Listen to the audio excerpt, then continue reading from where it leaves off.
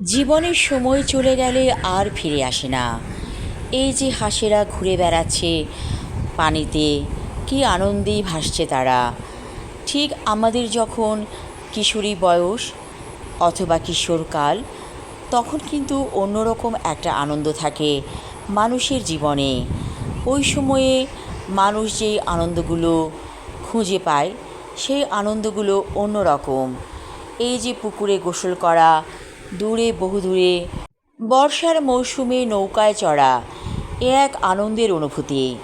অনেক গার্জেন আছে ছেলে মেয়েদেরকে বাধা দেয়, ওখানে যেও না সেখানে যেও না, কিন্তু সময়টা তো চলে যায়। যাদের জীবনে এই রকম আনন্দ এসেছিল তাদের কাছে কিন্তু ব্যাপারটা অন্যরকম। স্মৃতির মণিকোঠায় সেই দিনগুলো জ্বলজ্বল করতে থাকে। অথচ যেসব বাবা মা ফার্মের মুরগির মতো বাচ্চাদেরকে রেখে দেয়, আগলে আগলে রাখে, সেসব বাচ্চারা হয় বোকা শিশু এবং তারা জীবনে সাহসী কাজ করতে পারে না। তাই আপনার সন্তানকে ছেড়ে দিন প্রকৃতির কাছে। সে শিখে নেবে কীভাবে চলতে হবে, সব কিছুতে মানিয়ে নিতে শিখে যাবে সে। অনেক সন্তান আছে মানুষের সাথে ঠিকমতো কথা বলতে পারে না, মিশতে পারে না। এটা একটি প্রতিবন্ধকতা। এই প্রতিবন্ধকতা কাটিয়ে উঠতে আপনার সন্তানকে সাহায্য করুন। আপনি সেরকম বাবা মা কেন হবেন যে সন্তানকে আগলে আগলে রাখবেন? তাদেরকে ছেড়ে দিন প্রকৃতির মাঝে। সে সব কিছু দেখবে এবং এভাবেই শিখবে। এখন কয়টা সন্তান আছে এরকম যে সাঁতার জানে? বেশিরভাগই এরকম সাঁতার জানে না, কিন্তু সাঁতার শেখান। আশেপাশে পানি থাকলে সেখানে নিয়ে যান আপনার সন্তানকে, সেখানে আপনার সন্তান সাঁতার শিখবে। আর যারা বিত্তশালী পরিবারের মানুষ, তারা সন্তানকে ভর্তি করিয়ে দিন যেখানে সুইমিং পুল আছে, সেই সুইমিং পুলে আপনার সন্তান সাঁতার শিখবে। এই যে নদীমাতৃক দেশ বাংলাদেশ, সব সময় তো পানি থাকে, বেশিরভাগ সময় পানিতে ঢাকা থাকে সব কিছু। তো এই পানি থেকে নিজেকে রক্ষা করার কৌশল তো জানতে হবে। প্রকৃতির মাঝে আনন্দ আছে। এই যে পানির ঢেউগুলো আমি দেখছি, কি অসাধারণ সৌন্দর্য ফুটে আছে। এই পানির মধ্যে ভাসছি একটা ছোট লঞ্চে, সাথে একজন ভাবি আছেন। তিনি আর আমি প্ল্যান করেছি আমরা আজকে ছোট লঞ্চে করে নদীতে ভাসবো। যেই ভাবা সেই কাজ। তো এখানে বর্ষা মৌসুমে পানি থাকে, কিন্তু বর্ষা চলে গেলে পানি শুকিয়ে যায়। অসাধারণ দৃশ্য।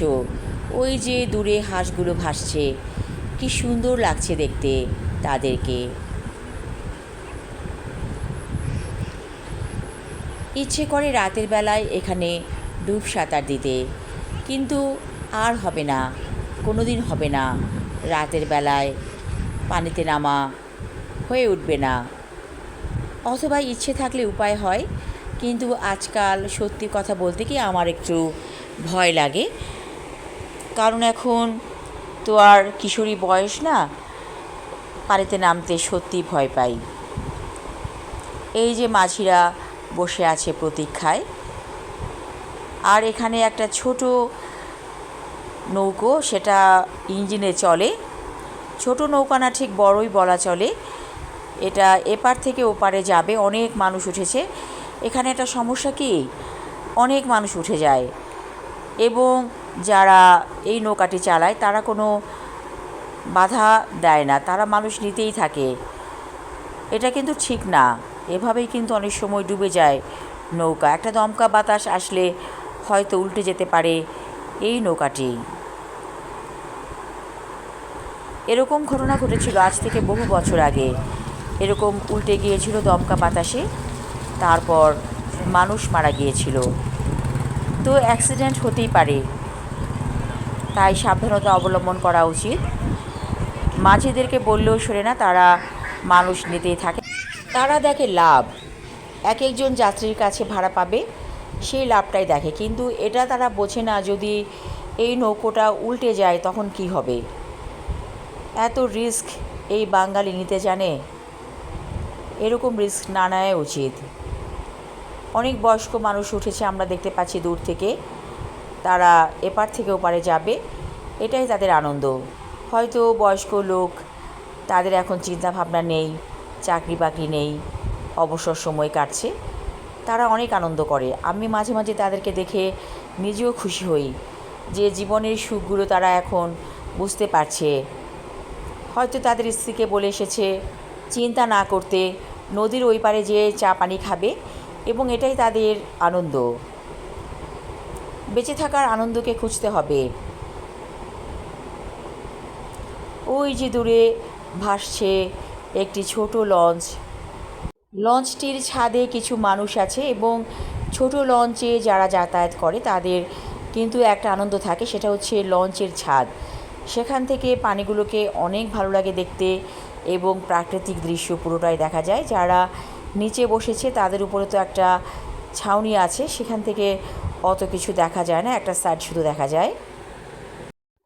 নদীতে ভেসে ভেসে অনেক আনন্দ লেগেছে। তারপর যথাসময়ে বাসায় চলে এসেছি। সুন্দর একটা বিকেল স্পেন্ড করলাম, ভালো লেগেছে।